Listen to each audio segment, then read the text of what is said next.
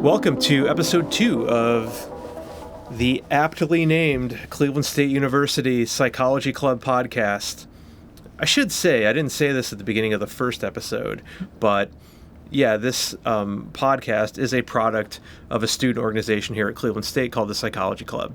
And This is a student organization that's open to anyone who wants to join.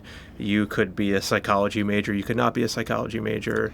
We're always looking for some new and interesting ideas. I think that's how we came up with this idea of podcast. It's been a student initiative, and things have been looking great. So here on episode 2, we talked to Dr. Shereen Naser. And she is an assistant professor here in Cleveland State University's Department of Psychology. She received her PhD in psychology from Tulane University. She is a former school psychologist, and we talked about a lot of interesting stuff here. What stood out for you in this podcast? Well, I think talking about how students of different cultural backgrounds, the way that they have different experiences in school, some of the things that we can do to try to level the playing field a bit. Yes, one of the things that stood out was that how people from different experiences that are not normal tend to look at school and their experiences in school, and how those how their school experience gets filtered from because of the background from which they are coming from. That's one thing that stood out to me. Something that gets lost. We just assume that everybody who goes to school gets the same experience, but it turns out that that's not the case. The home environment that you come from radically affects the type of experience that you'll have when you go to school. That was an interesting conversation to have. Which I would say we are having as a culture, and we need to have more. Yeah, absolutely. And I also like talking about the special topics class that I took with her, in which we sort of broke down how mental illness is depicted in the broader culture, be it news media, film, television, and just what are the consequences of that? That's going to be juicy talking points. There's so many different opinions of people. Some people take a lot of problems with it. Some people think that it's not a big deal. It's, after all, just entertainment.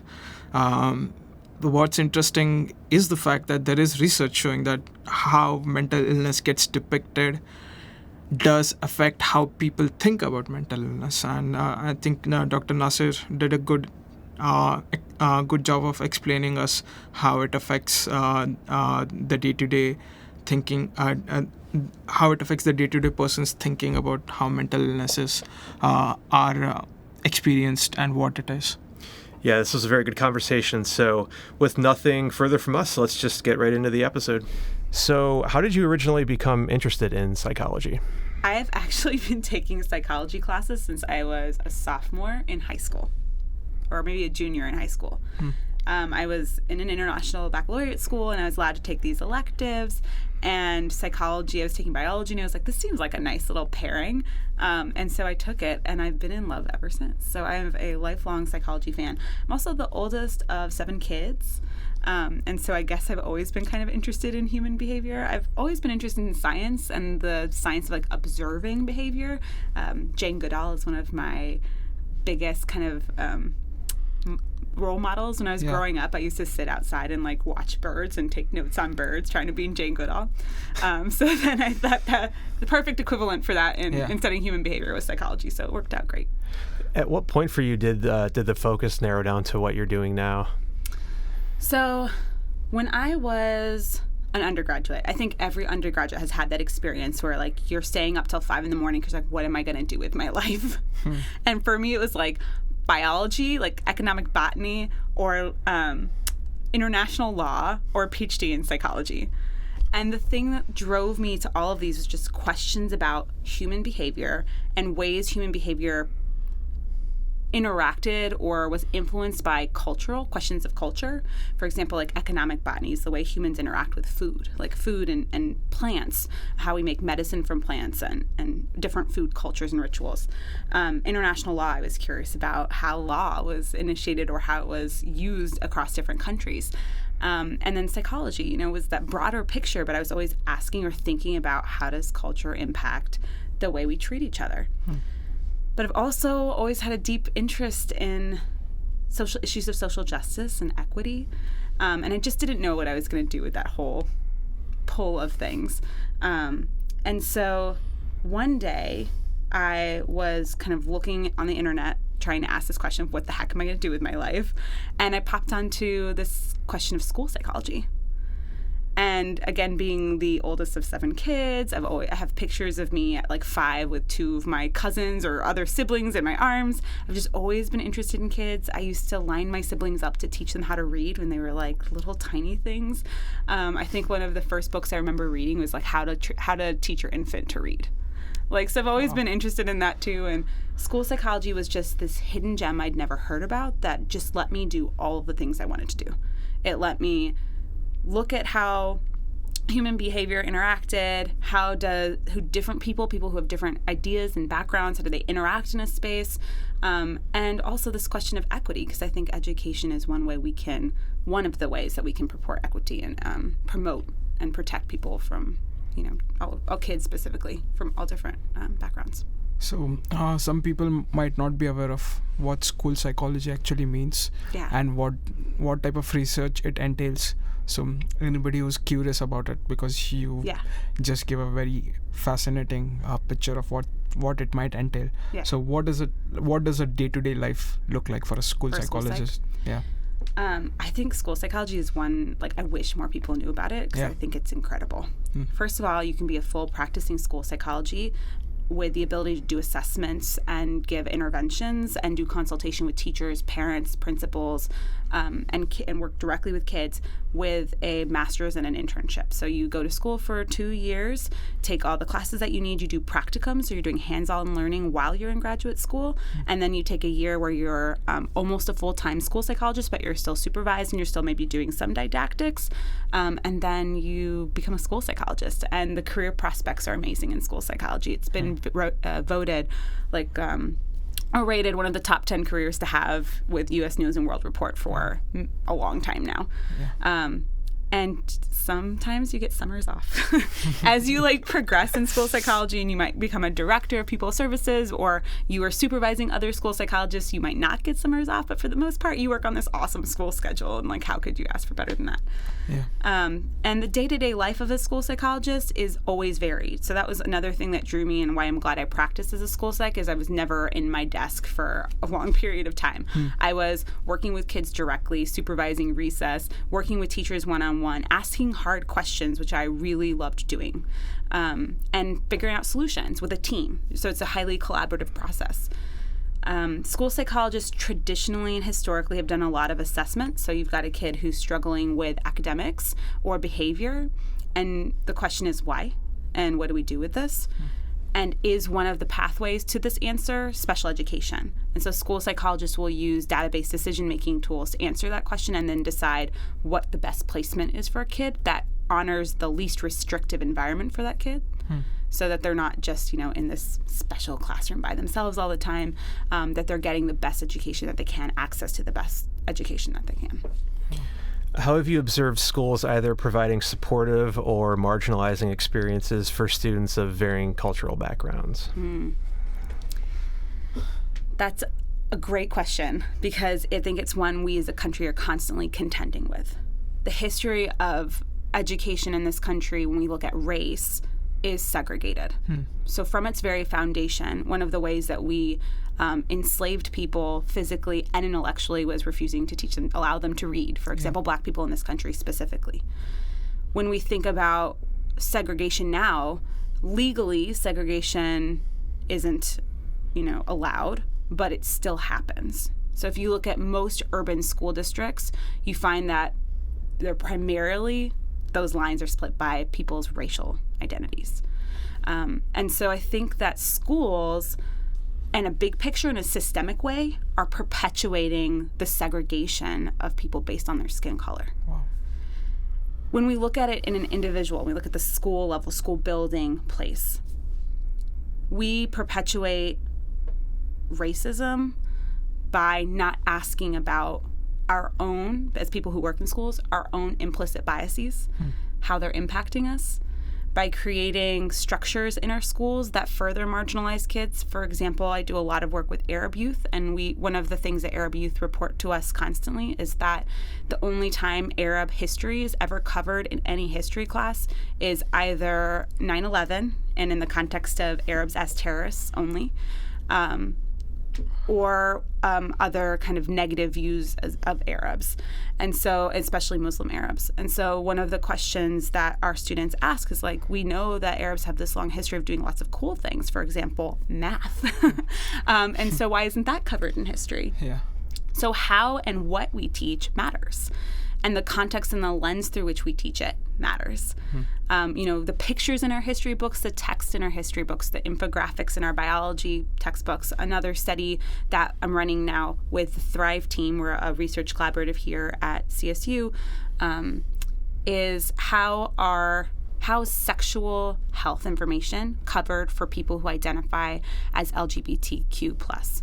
So if I'm gay and I'm taking sex education and I'm looking at my sex ed textbook and it says that sex is only something that happens between a man and a woman, I might stop caring about sex education, right? Because this isn't for me. This is not my identity. This doesn't answer the questions that I have. And our team is looking at if this is partially contributing to health disparities that we see for LGBTQ plus folks who suffer from higher rates of sexually transmitted diseases, and also higher rates of pregnancy, early teenage pregnancy, and other health disparities. So what role does how we teach sex education play in my engagement in that at all? Yeah, it's not as if that time of life can't be alienating enough as it is, no matter who you are. And if you start throwing into more factors, it's kind of like, like, what am I doing here? Do I fit in here? Yeah. Yeah, exactly. And so that's just, so that's school structure, right? So school building, school structure.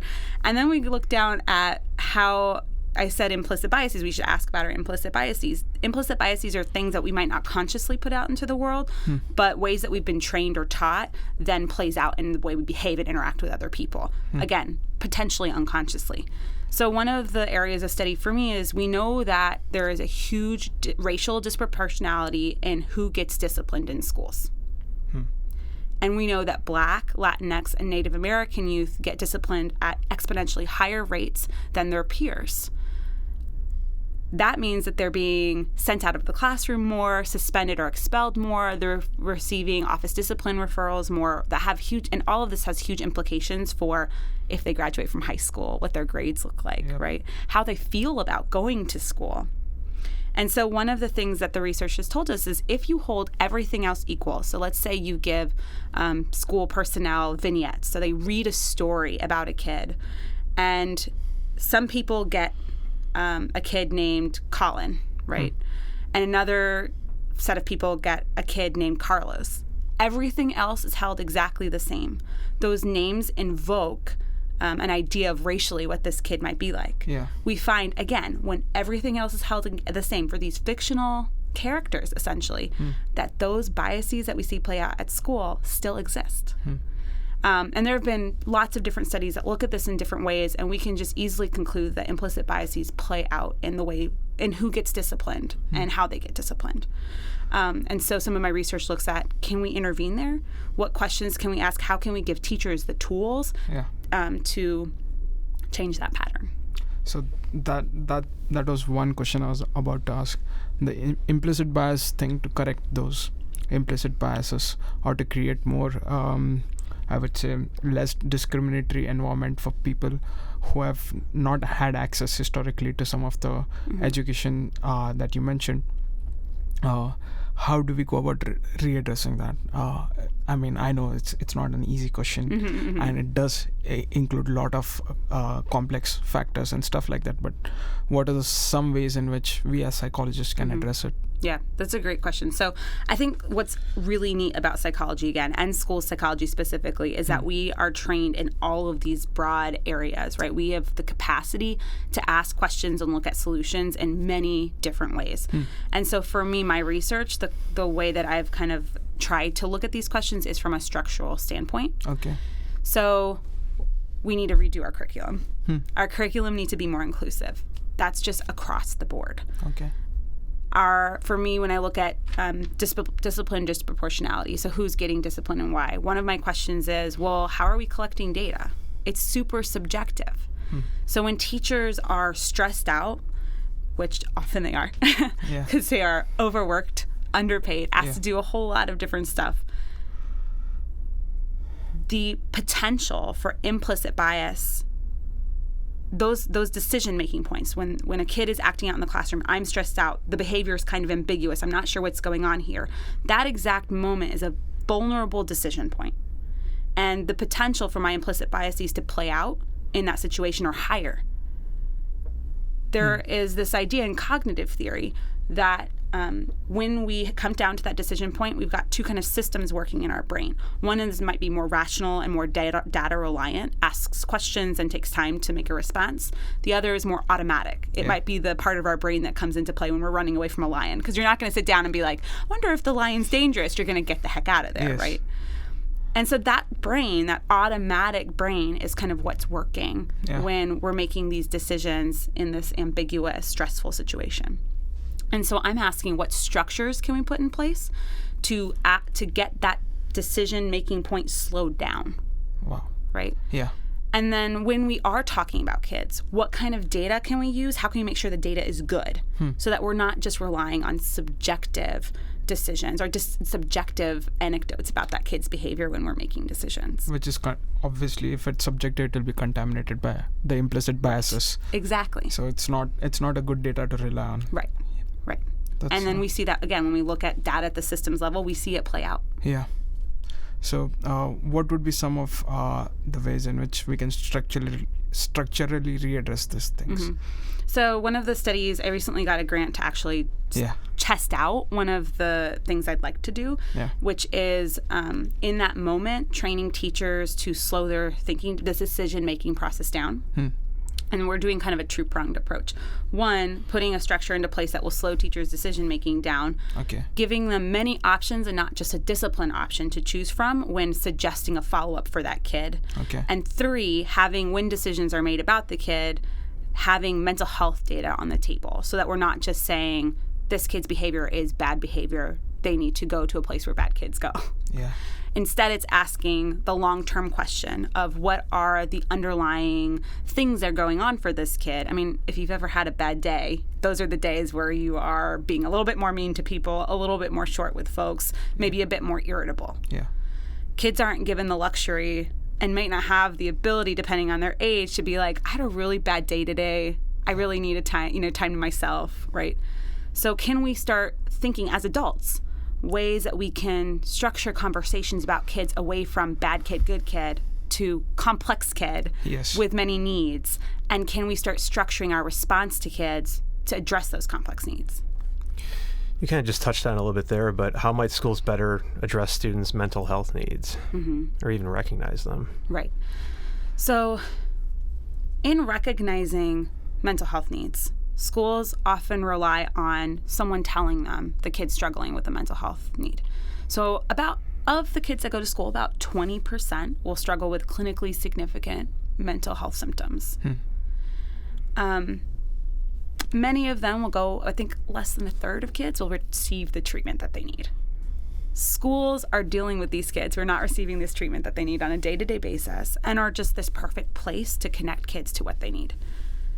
So one of the things we can do is something called universal screening for early emotional and behavioral risk. We do this with reading and math already. So, for example, you can think of the testing that kids do in school, standardized testing. They do it early, like let's say kids that do it in third grade. And so if they're not doing well, a team sits around and says, okay, this kid's in third grade, they're not doing well in reading, how can we support their reading? We're not doing this with mental health. We wait until kids have struggled for so long that they've started failing academically. or they've been expelled, suspended so many times, or like, I don't even know why I'm at school, and they drop out of school. Yeah. Or they interact with the juvenile justice system, right? There are ways that we can start asking systematically questions about kids' behavioral and emotional functioning early in their lives. So then we could connect them to the services they need early versus reactively once they've, been suspended or expelled a bunch. So universal screening is one way to do this. One way that I really like is a survey screening tool that all kids can take so that they have input into saying, here's what's going on with me, and that all teachers can fill out very quickly. So each survey would take less than 5 minutes, and it would give you some initial data on where does this kid lie emotionally and behaviorally. A lot of schools don't like doing this because the next question is, well, now I've opened a can of worms. I've identified all these kids that need supports. My response to that is, it's not like they weren't already there, and it's not like you weren't already going to identify them through all your other systems of like academic struggle or behavioral struggle through office discipline referrals. This data is preemptive versus reactive. You're going to get these kids at your desk anyways. Let's get them early. And work with schools to collaborate with community supports. For example, there are a number of community agencies that provide mental health services in the school, starting to hire our school social workers and counselors and treat them, give them more space to do that kind of work. And even working with teachers to provide some school-based interventions, like an intervention called check-in, check-out, just requires somebody to check in with a kid during the day and help and the kid monitor their behavior and set goals for their behavior. And there are other great programs to pair, like positive behavioral interventions and supports, social emotional learning programs. There are tons of things we can do. But I think schools feel a little lost on like, how do we apply these big things? It's a lot to do. You should become a school psychologist if you're interested in this stuff, though. And you'll learn all about these programs and ways to connect them. Yeah, it seems like given that, the first onset of like mental illness for many people is in adolescence, that it'd be pretty important to kind of, can we nip this in the bud? Given that, and that, we're seeing rates of mental illness increasing across, many parts of society, are we seeing that initial onset age, is that getting younger or... So I don't know that so maybe this is a little bit out of my area of expertise. I don't know that we're seeing rates of mental illness increase. I think what we're seeing is that some of the life stressors in the world are increasing, and people are experiencing psychological distress, maybe not at clinical levels or DSM-5 diagnosable levels. I think it has always been true that kids also struggle with mental illness. So you can think about early childhood stuff like attention deficit hyperactivity disorder or autism. I think we're getting better at identifying those things, maybe being more specific in our identification of those things. And maybe at least in schools, the rates of rates of intervening haven't caught up to our rates of identifying and treating. Yeah, there's a lot there. I kind of wonder sometimes how much is the increase in some of the rates of mental illness have to do with the fact that maybe it's getting less stigmatized and people are talking about it more and they're a little bit more open about it. So whereas, something 10, 20, 30 years ago, somebody never would have talked about and they would have just struggled with it, is now it's a little bit more okay to talk about. I mean, it still could be better, and now we just know more about what people are dealing with than we did. Yeah, I think that's part of it. And I also think that we've exhausted all our other, again, in the school setting, we've kind of exhausted a lot of our other options. We've been talking about academics and working to make sure we've got these strong academics for a long time. And our schools are starting to ask, like, what's next? Like, we've done all this great work in academics. Not that there isn't more to be done, but we've done all this great work asking, like, how can we get kids to be better readers, better mathematicians and scientists? But we're stuck. We're still seeing gaps. We're still seeing kids failing. Kids are still falling through the crack. And I think more people are starting to realize that next question is not just about learning your phonetics. It's about learning the skills it takes to be a learner. It's about emotional regulation, problem-solving skills, self-awareness, getting along with others, being able to have a strong ethnic identity and feel represented and feel engaged in the material, motivated. These are questions that schools maybe have been dipping their toes into, but we're asking a lot more now than we have in the past. Yeah, I think it's, given what we know now about stress and cortisol and what that does to your ability to learn and concentrate and focus and all of that. It's like for some kids it would be weird if they weren't struggling, and it's kind of like, okay, so how do we address that?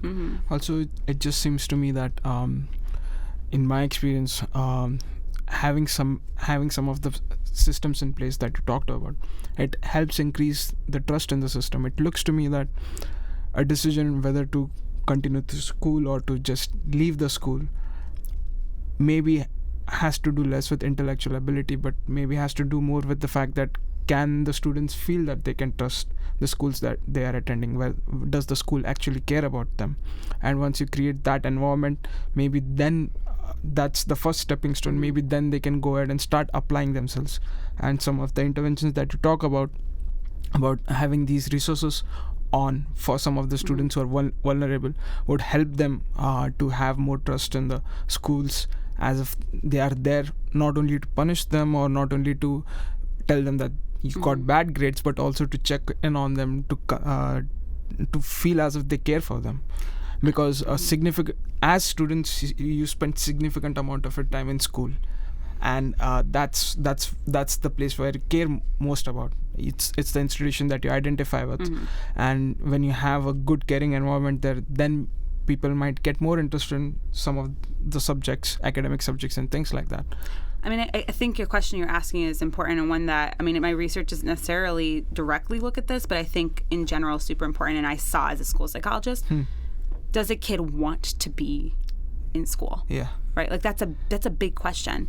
If we think back historically again to education in the United States and globally, the way that schools were built were not for all kids. Yeah. Right? It wasn't until like fairly in recent and contemporary history that kids who had varying levels of cognitive or physical abilities were even given space in the school. Yeah. Right? And kids, who might have been identified as having a disability are still being sequestered and secluded in schools across the nation. Do you want to show up if you're constantly being told you don't belong with everybody else? Probably not.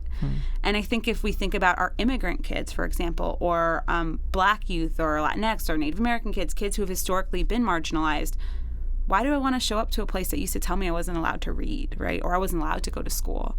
Or why would I want to show up to a place where, I have historically not been belonged? And then another thing to think again about our LGBTQ plus kids, school is a place where bullying happened. And sometimes the people doing the bullying were the adults in the building.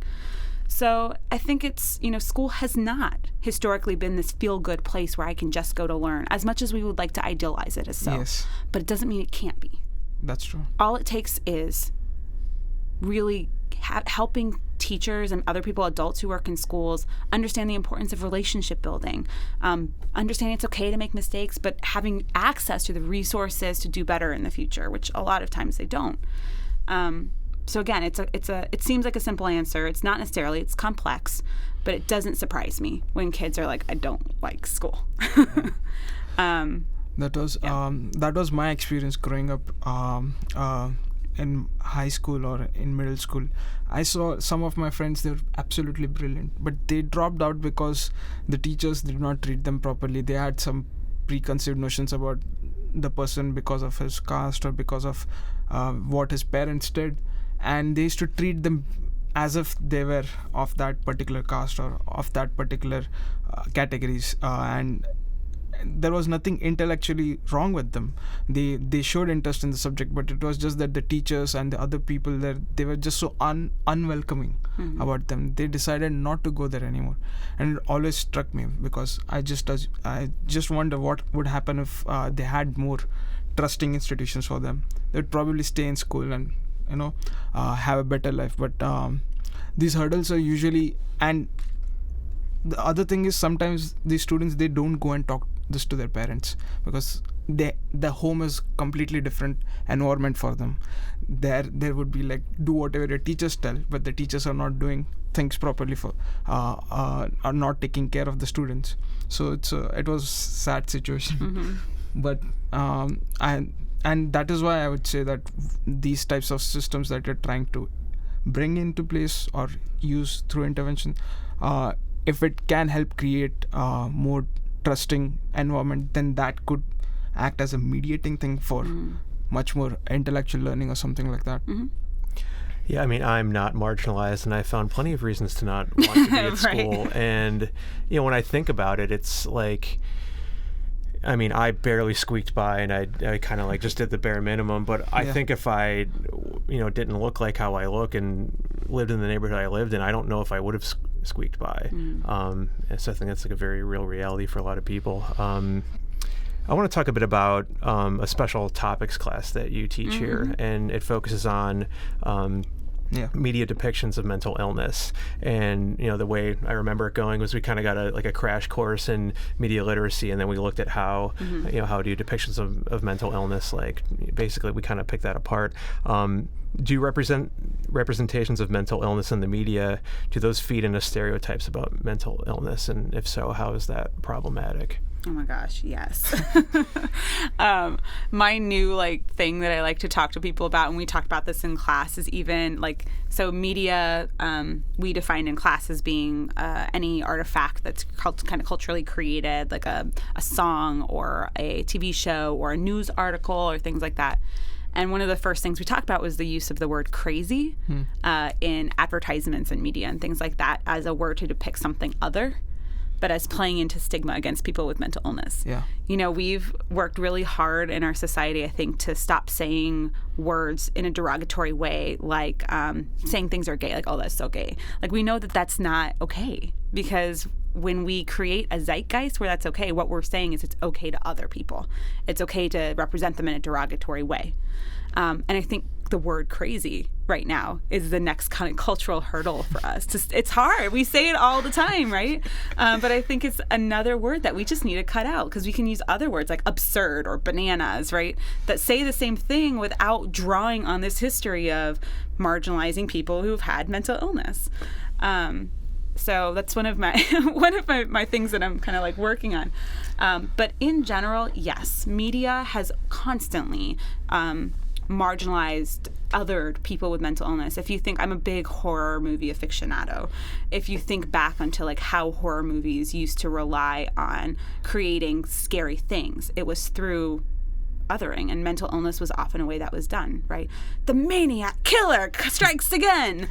Psycho. So it was the guy that escaped from the mental institution and had a hook hand and left it scratching on the car or something like that. Right. And so all of a sudden people are like, oh God, it's a mental institution, crazy and scary.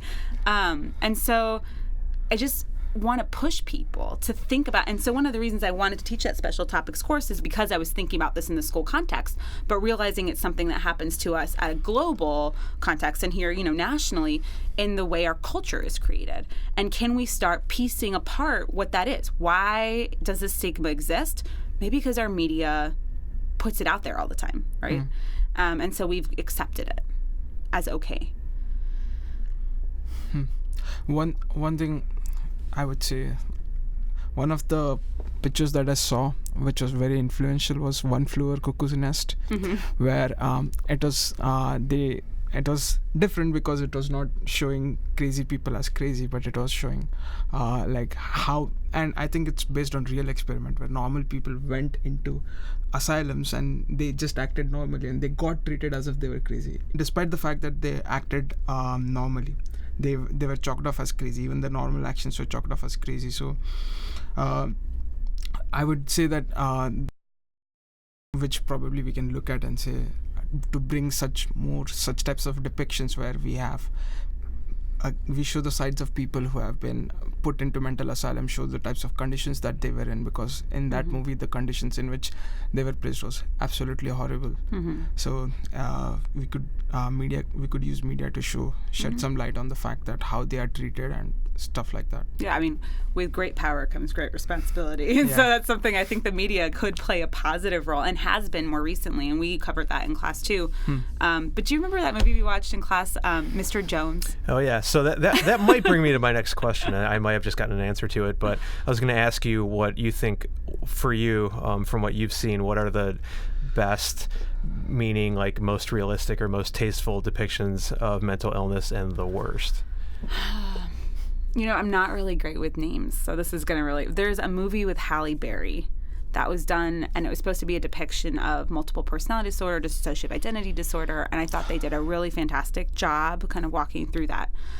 Because I think often dissociative identity disorder is seen as one of the most horrifying mental illnesses. So I think the most recent movie we also watched for class, Split. Yeah. Right. And it was showing dissociative identity disorder as a demonic possession, right? And so it's an interesting. You could become like a superhuman monster. Right. Who knows what's Yes. lurking in there? Right. Yeah. Whereas this movie with Halle Berry, that's name I just cannot for the life of me remember right now, takes a more realistic look at how, that having dissociative identity disorder doesn't mean you suddenly switch from one personality to another, right? It could be more gradual, and that there's much more to a human who's struggling with dissociative identity disorder than these scary switches from one thing to the next. And so actually the National Alliance on Mental Illness every year does their own like Oscars, where they nominate and award media for not just positive but realistic and dignifying depictions of what it means to have mental illness. And so I'd push people to go check that out. Nice. And real quick, we'll also say that I think there have also been uses of media to continuously break down stigma around mental illness. We see example one of my things that have made me happy recently is like some really famous artists, like Jay-Z, for example, coming out and talking about going to therapy. And kind of breaking down some of those stigmas around mental illness. So media can definitely be used for the positive. It's just a matter of doing it, Yeah, I've seen a bit of that too. I think Dwayne Wade recently talked about, because he's in his final season. He's announced he's going to retire, and I think a reporter asked him what he was going to do, and he said, "I'm probably going to go to a therapist to talk about how to deal with that transition." So I mean, that's it's fantastic. I guess that was my point with One Flew Over Cuckoo's Nest, which I think you made more gracefully than I did. So, but any more questions? One question I would like to ask is, do you have any advice for undergrads who might consider psychology, especially school psychology, because you just gave a very glowing representation of it. So I think school psychology is just the coolest. But I also say if people are interested in school psychology, or they're questioning between school or clinical psychology as a graduate degree, you can graduate with a PhD in school psychology and still sit for the EPPP to get your license as a psychologist who can then work in a capacity of a clinical psychologist. Okay. So I'd push people to think about that route as well if you like working with kids. I think the big part is, do you want to work with kids, and are you interested in working with adults around issues to support kids? All right, advice for undergrads. Do well in your classes, get support, all of that stuff, but go seek experiences outside of your classroom. Okay. Connect with other students through things like Psychology Club, Psych-Hi. See if you can align your volunteering experiences or work experiences with working with people in really any capacity, so you can get a feel for what that looks like. Volunteer in a research lab. I also teach Psych 200 and the Intro to Psychology as a major course here. And one of the things we're constantly stressing with our students is get involved in research, because it's a good way to understand the science of psychology. What makes psychology knowledge? How do we make psychology knowledge?